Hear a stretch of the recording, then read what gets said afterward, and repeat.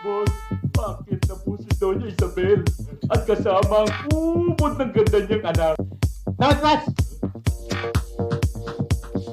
Walang yakin ginawa pang ipit! Eto na siya, si Rose. Si Bobby, isang businessman. Lumalapit ako para pusang nakakita ng aso eh. Magtyaga ka lang. Puntahan mo na! Sige!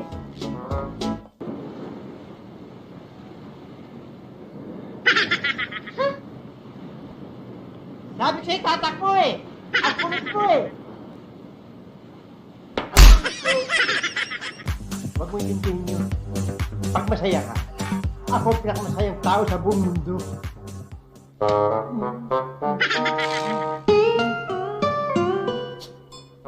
Wala ka kita!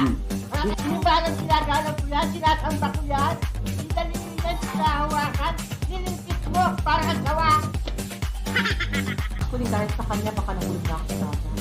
Kung ganun, may utang na loob ako sa'yo. Imbitado kita sa formal dinner.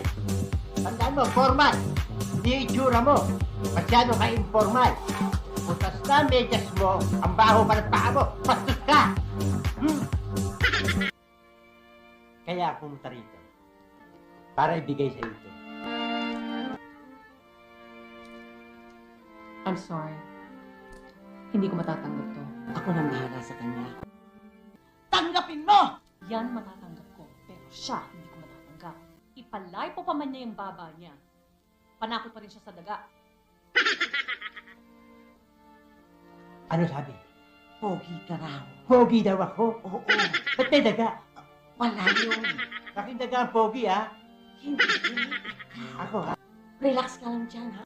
Masyadong matigas ang ulo mo, ha? Pinag-aawayan ako. Mahirap ang pogi. Pati nanay nagkagusto sa akin.